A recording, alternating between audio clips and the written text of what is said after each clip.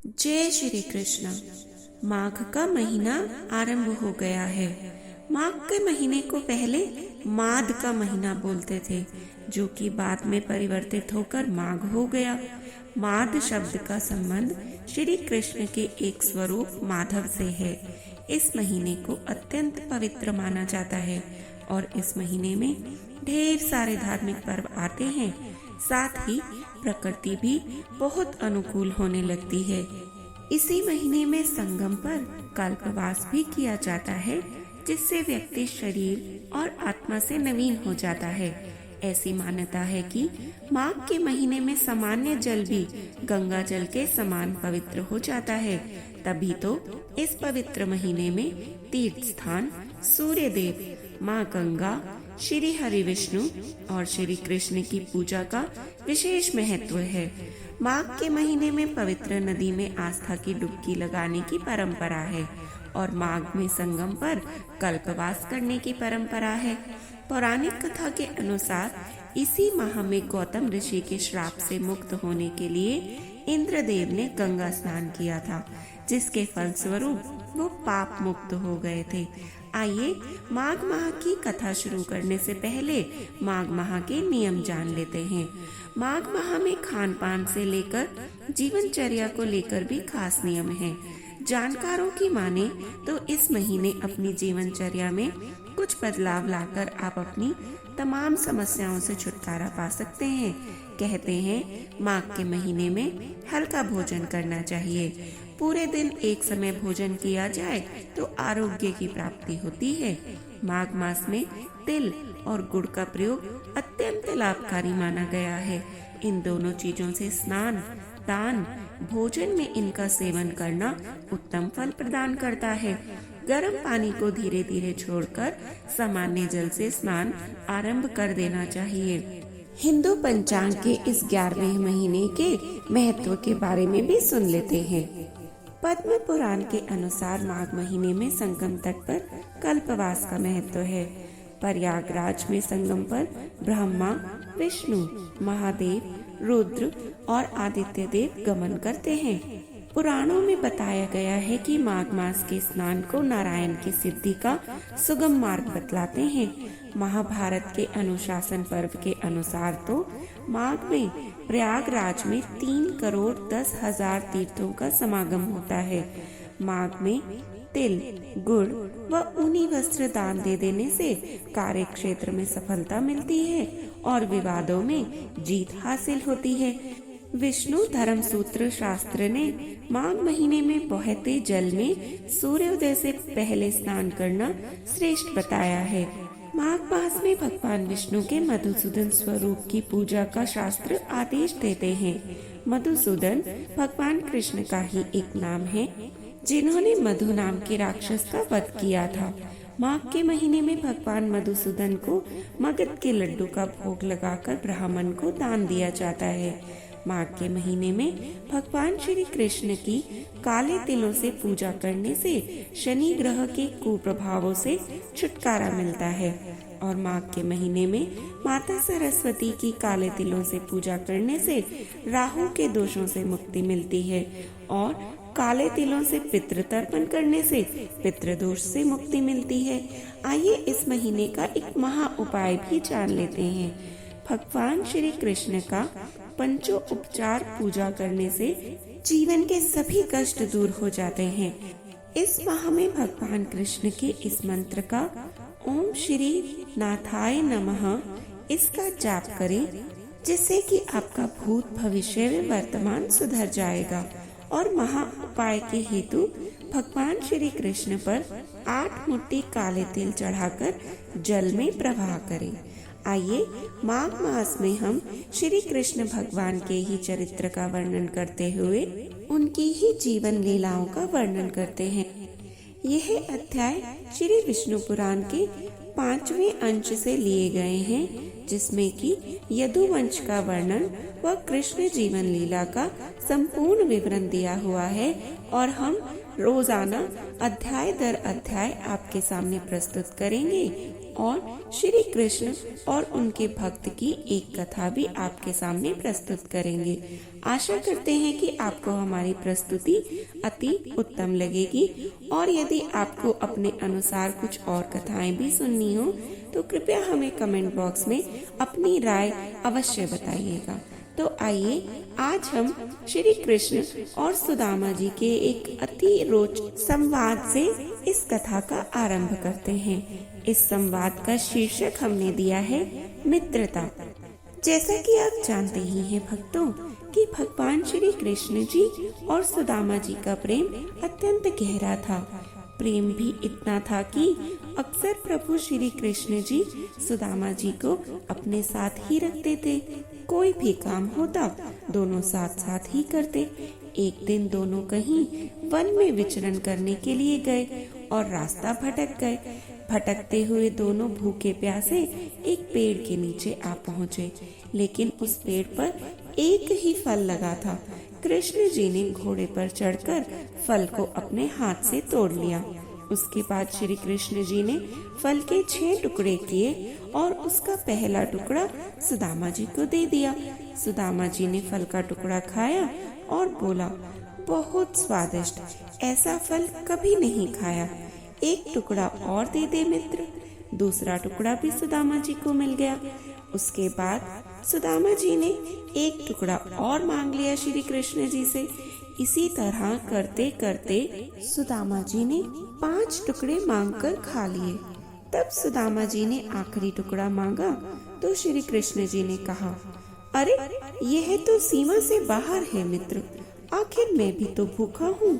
मेरा तुमसे अटूट प्रेम है, लेकिन तुम मुझसे प्रेम नहीं करते। और कृष्ण जी ने आखिरी बचा फल का टुकड़ा अपने मुंह में रख लिया।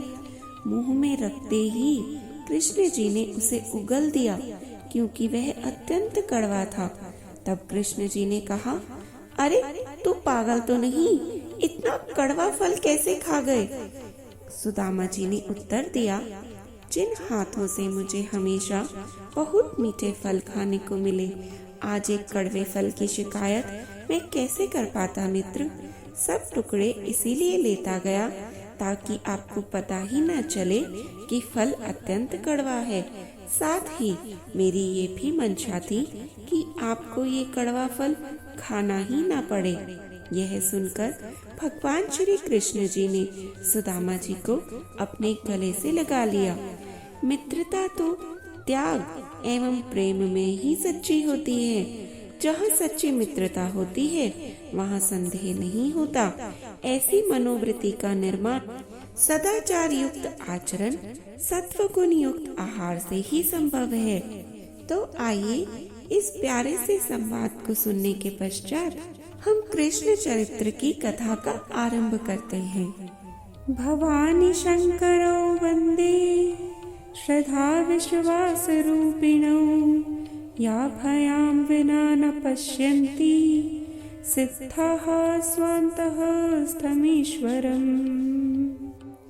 पहला अध्याय, जिसका शीर्षक है वसुदेव देवकी का विवाह, भार पीड़िता पृथ्वी का देवताओं के सहित क्षीर समुद्र पर जाना और भगवान का प्रकट होकर उन्हें धैर्य बंधाना, अर्थात कृष्ण अवतार। श्री मैत्रेय जी ने श्री पराशर जी से कहा, हे ब्रह्म ऋषि, यदु काल में जो भगवान विष्णु का अंशावतार हुआ था उसे मैं तत्वतः और विस्तार पूर्वक सुनना चाहता हूँ।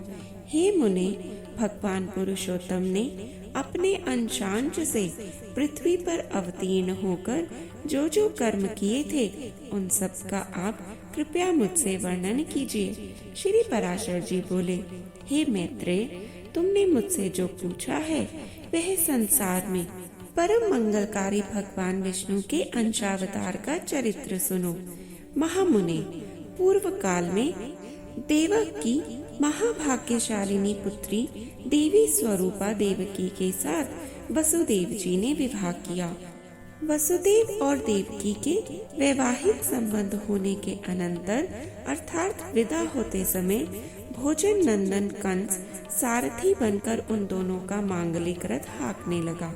उसी समय मेघ के समान गंभीर घोष करती हुई आकाशवाणी कंस को ऊंचे स्वर से संबोधन करके इस तरह बोली, अरे मूढ़, पति के साथ रथ पर बैठी हुई जिस देवकी को तू लिए जा रहा है, इसी का 8वां गर्भ तेरे प्राण हर लेगा।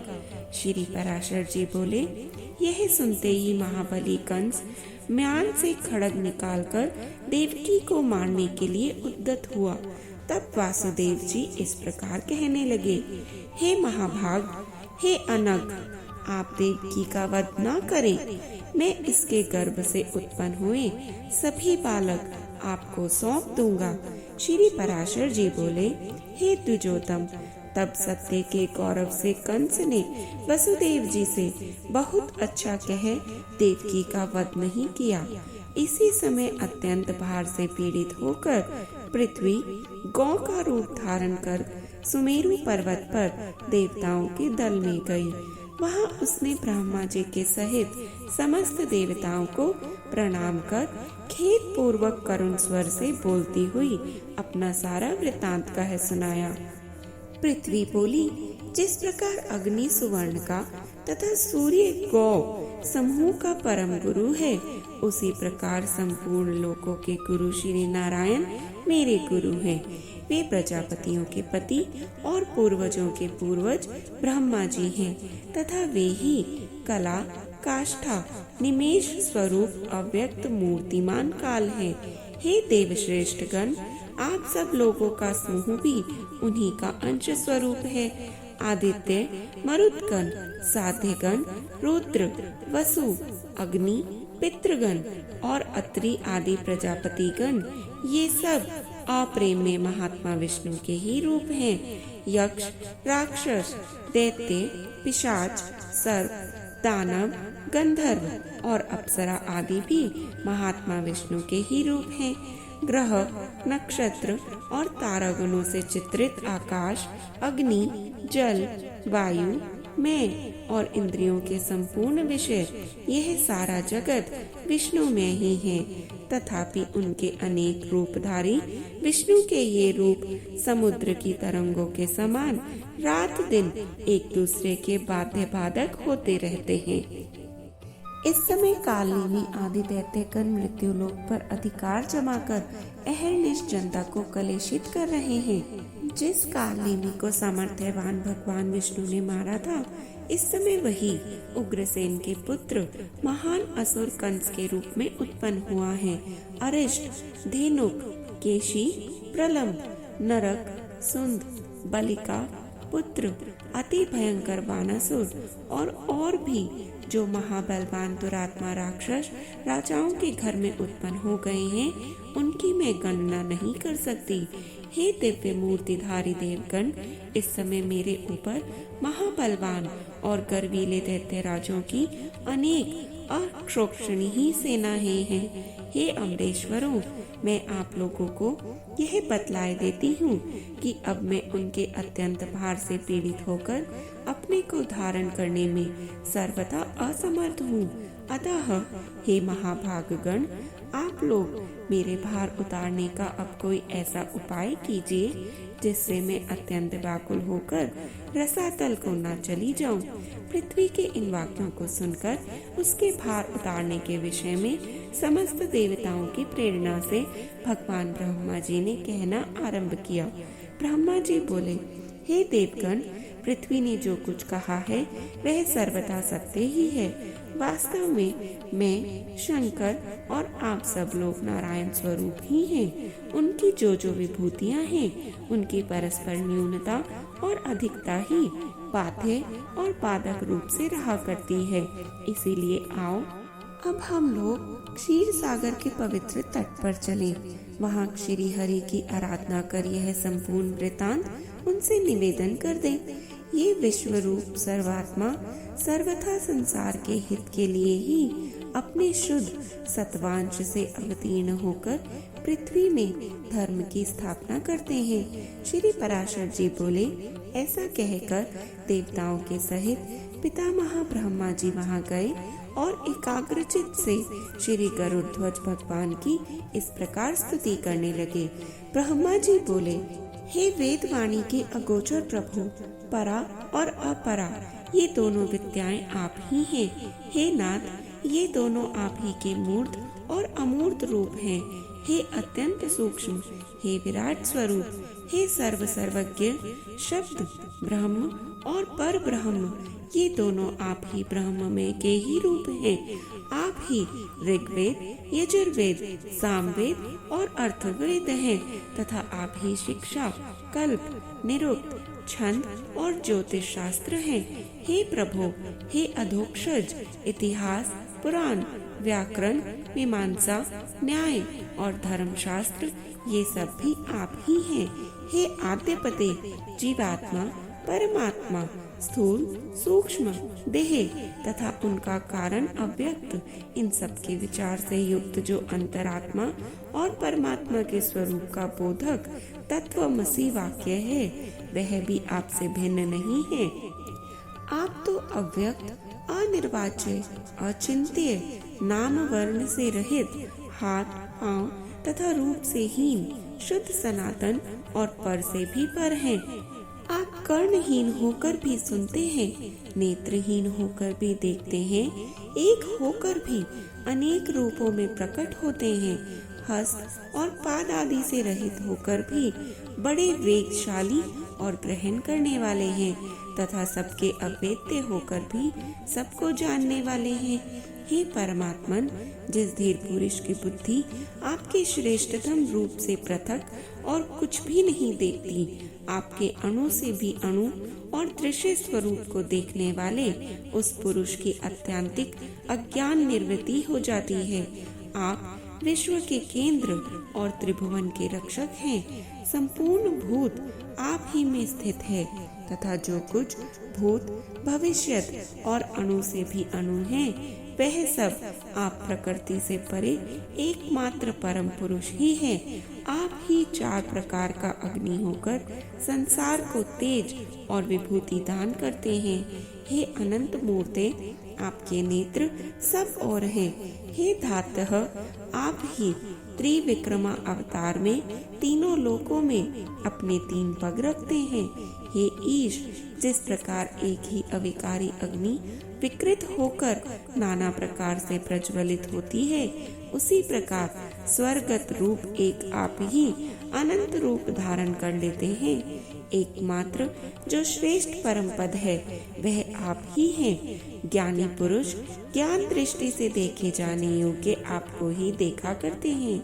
हे परम आत्मन, भूत और भविष्यत जो कुछ स्वरूप है, वह आपके अतिरिक्त और कुछ भी नहीं है। आप व्यक्त और अव्यक्त स्वरूप हैं, समष्टि और व्यष्टि रूप हैं। आप ही सर्वज्ञ, सर्वसाक्षी, सर्वशक्तिमान एवं संपूर्ण ज्ञान, बल और ऐश्वर्य से युक्त हैं।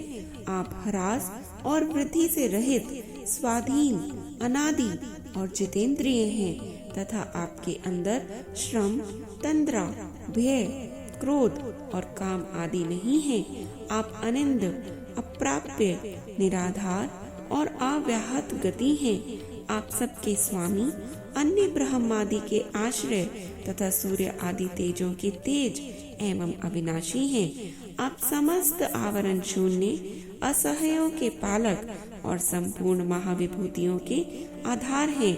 हे पुरुषोत्तम, आपको नमस्कार है। आप किसी कारण, अकारण अथवा कारणाकारण से शरीर ग्रहण नहीं करते, बल्कि केवल धर्म रक्षा के लिए ही ऐसा करते हैं। श्री पराशर जी बोले, इस प्रकार स्तुति सुनकर भगवान अज अपना विश्व रूप प्रकट करते हुए ब्रह्मा जी से प्रसन्न चित्त कहने लगे। श्री भगवान बोले, हे ब्राह्मण, देवताओं के सहित तुमको मुझसे जिस वस्तु की इच्छा हो वह सब कहो और उसे सिद्ध हुआ ही समझो। जय श्री कृष्ण। आगे के अध्याय के वर्णन के लिए कृपया हमारे साथ जुड़े रहें और सदा जपते रहें। हर हर महादेव।